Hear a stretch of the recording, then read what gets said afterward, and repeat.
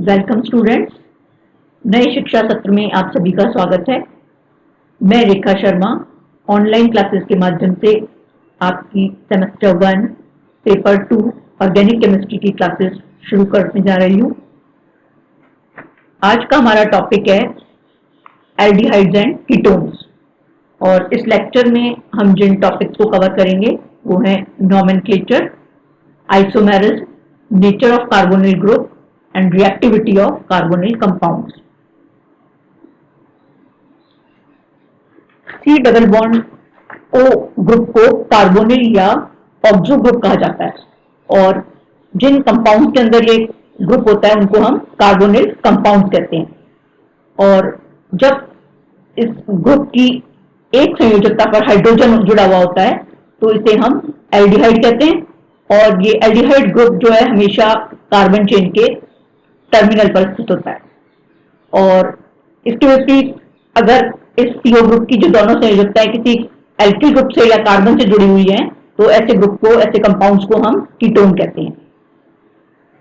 Nomenclature of carbonyl compounds, इनके नामकरण की दो मेथड्स हैं। एक को हम सामान्य या रूढ़ पद्धति कहते हैं और दूसरा आईयूपीएसी सिस्टम। तो सामान्य या रूढ़ पद्धति या ट्राइवल सिस्टम के अंदर एल्डिहाइडों का नामकरण हम उन अम्लों के आधार पर करते हैं जो ये ऑक्सीकरण करने पर बनाते हैं और उस अम्ल के नाम से एक अम्ल के स्थान पर एल्डिहाइड लगा देते हैं। फॉर एग्जाम्पल, बेंजोल्डिहाइड ऑक्सीडेशन पर बेंजोइक एसिड बनाता है और कीटोनों का नामकरण इस पद्धति से करने पर हम उनको डाई एल्किल कीटोन्स कहते हैं। फॉर एग्जाम्पल, CH3COCH3 इसे हम डाई मेथिल कीटोन कहेंगे और CH3COCH2CH3 को एथिल मेथिल कीटोन कहते हैं। और क्योंकि एथिल का ई मिथाइल के M से पहले आता है इसलिए एथिल मेथिल कीटोन होगा इसका नाम। और इस कंपाउंड का नाम होगा, दोनों तरफ क्योंकि इसमें एथिल ग्रुप है तो इसका नाम होगा डाई एथिल कीटोन। और इनमें से जो डाई मेथिल कीटोन है इसका कॉमन नेम एसीटोन है और इस कीटोन के एसिटिक एसिड से प्राप्त होने के कारण इसका नाम एसीटोन पड़ा हुआ। दूसरा मेथड है इसमें नोमेनक्लेचर का आईयूपीएसी सिस्टम। इस मेथड के अंदर एलिफेटिक एल्डिहाइडों का नामकरण करते समय हम जो भी पेरेंट एल्केन है उसके नाम के अंत में एल लगाते हैं, यानी एल्केन का जो सफिक्स है उसमें से ई हटाकर उसके स्थान पर हम एल लगाते हैं और आईयूपीएसी में इसका नाम हो जाता है एल्केनैल। फॉर एग्जाम्पल, HCHO जिसमें एक कार्बन है इसको हम कहते हैं मिथिनैल। इसी तरह CH3CHO जिसमें दो कार्बन एटम्स हैं उसे इथेनैल और CH3CH2CHO जिसमें तीन कार्बन एटम है उसे हम प्रोपेनैल कहते हैं। और क्योंकि एल्डिहाइड ग्रुप हमेशा कार्बन चेन के एंड पर होता है इसलिए हमें इसकी पोजीशन बताने की आवश्यकता नहीं होती। कीटोनों का नाम लिखते समय हम उनके पेरेंट एल्केन के अंत में ओन लगाते हैं। एल्केन के सफिक्स में से ई हटाकर उसकी जगह ONE लगाते हैं और आईयूपीएसी सिस्टम में कीटोन्स को हम कहते हैं एल्केनोन। फॉर एग्जांपल, CH3COCH3 इसमें तीन कार्बन है तो इसे हम कहते हैं प्रोपेनोन।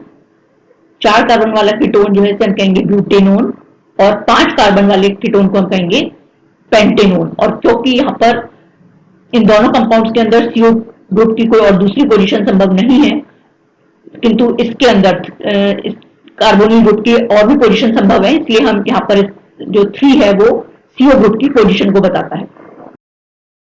कार्बोनिल और यौगिकों के अंदर जो एल्डिहाइड और कीटोन है इन दोनों का जो जनरल फॉर्मूला है वो है CnH2nO और ये निम्न प्रकार की समावेयता या आइसोमेरिज्म दर्शाते हैं। श्रृंखला समावेयता या chain isomerism. For example, C4H8O जो मॉलिक्यूलर फॉर्मूला है इसके लिए दो तरीके के एल्डिहाइड्स पॉसिबल हैं। एक तो चार कार्बन वाला ब्यूटेनॉल जो अनब्रांच्ड है और दूसरा 2-मेथिल प्रोपेनॉल जिसमें इस मेथिल ग्रुप की ब्रांचिंग हो रही है। इसी तरह से पोजीशन आइसोमेरिज्म जिसमें कार्बोनिल ग्रुप या एल्किल ग्रुप की पोजीशन में डिफरेंस हो सकता है।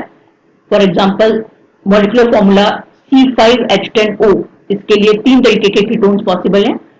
एक तो 3-पेंटेनोन या डाईएथिल कीटोन जो अनब्रांच्ड है दूसरा 2 पेंटेनोन या मेथिल नॉर्मल प्रोपाइल कीटोन, जहां पर एल्किल ग्रुप्स की नंबर में अंतर है, और तीसरा 3 मेथिल 2 ग्लूटेनॉन या मेथिल आइसोप्रोपिल कीटोन, जहां पर कार्बोनिल ग्रुप की पोजीशन में डिफरेंस है और एल्किल ग्रुप भी ब्रांच्ड है। तीसरी तरीके की समावयवता जिसे हम कहते हैं क्रियात्मक समूह समावयवता, एल्डिहाइड और कीटोन क्योंकि दोनों का जनरल फॉर्मूला CnH2nO है, इसलिए दोनों आपस में फंक्शनल ग्रुप आइसोमर्स हैं।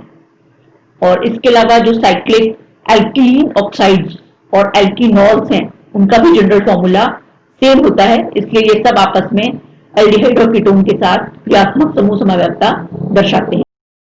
For example molecular formula C3H6O, इसके लिए निम्न कंपाउंड्स पॉसिबल हैं: 3 कार्बन वाला प्रोपेनॉल, 3 कार्बन वाला कीटोन प्रोपेनोन, और साइक्लिक ऑक्साइड प्रोपिलीन ऑक्साइड, और अनसैचुरेटेड अल्कोहल या एलिल अल्कोहल। एल्डिहाइड और कीटोनों के सामान्य गुण। कार्बोनिल समूह की प्रकृति। कार्बोनिल ग्रुप के अंदर क्योंकि कार्बन और ऑक्सीजन के बीच में डबल बॉन्ड है और ऑक्सीजन ग्रुप की इलेक्ट्रोनेगेटिविटी कार्बन से ज्यादा है, इसलिए इस डबल बॉन्ड के इलेक्ट्रॉन जो हैं वो ऑक्सीजन की तरफ ज्यादा आकर्षित होते हैं, और इसके कारण बॉन्ड के अंदर आयनिक गुण आ जाता है और अणु के अंदर पोलैरिटी आ जाती है। और इस पोलर गुण के कारण जो कार्बोनिल कंपाउंड्स हैं, एल्डिहाइड और कीटोन्स हैं, उनके डाइपोल मूवमेंट्स के मान बहुत अधिक होते हैं, और इस तरह से इस कार्बोनिल ग्रुप के अंदर रेजोनेंस होता है। इस इक्वेशन से हम इसको दिखा सकते हैं।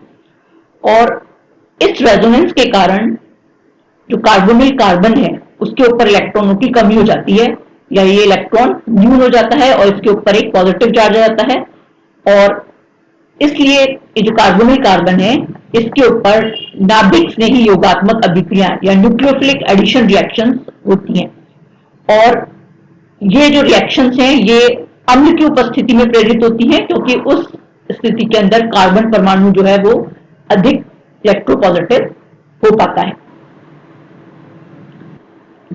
कार्बोनिल कंपाउंड्स में इस कार्बोनिल ग्रुप के इलेक्ट्रोनेगेटिव ऑक्सीजन के कारण इसकी अल्फा पोजीशन पर जुड़े हुए कार्बन पर जो हाइड्रोजन है उसका नेचर एसिडिक हो जाता है, और इसके कारण ये यौगिक जो है कई प्रकार की पॉलीमराइजेशन और कंडेंसेशन रिएक्शंस देते हैं।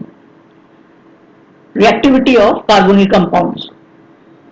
कार्बोनिल समूह की अभिक्रियाशीलता उससे जुड़े हुए ग्रुप्स पर डिपेंड करती है।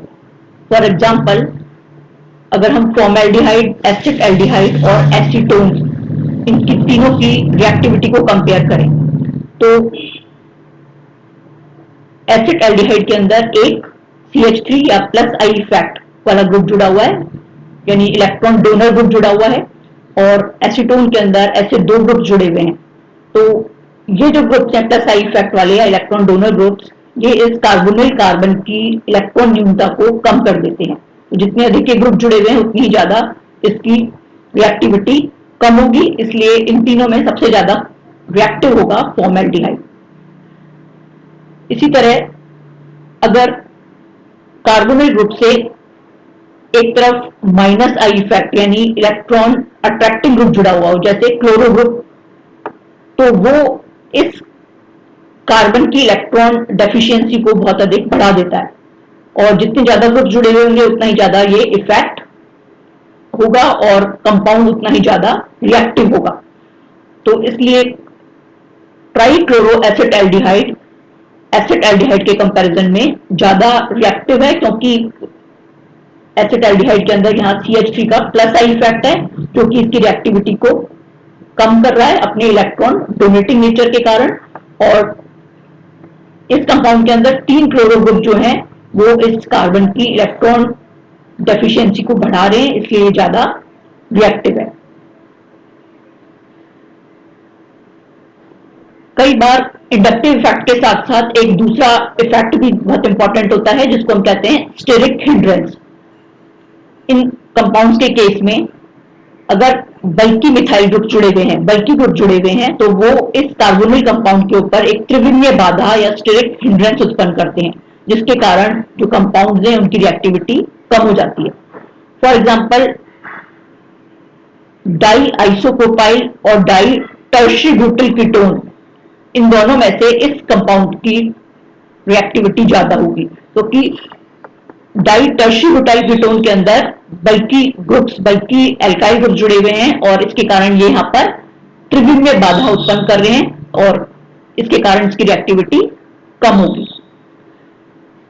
कार्बोक्सिलिक ग्रुप और उसके डेरिवेटिव जैसे एमाइड्स और एस्टर, इनके अंदर ऑक्सीजन नाइट्रोजन पर उपस्थित ये जो लोन पेयर ऑफ इलेक्ट्रॉन्स हैं, ये इस कार्बोनिल ग्रुप के साथ इस तरह से रेजोनेंस दिखाते हैं और इस कारण ये इस कार्बोनिल कार्बन की इलेक्ट्रॉन डेफिशिएंसी को कम कर देते हैं या बिल्कुल खत्म कर देते हैं, और इस कारण कार्बोक्सिलिक एसिड और उसके डेरिवेटिव जैसे अमाइड्स और एस्टर्स कार्बोनिल ग्रुप प्रेजेंट होते हुए भी न्यूक्लियोफिलिक रिएक्शंस नहीं देते।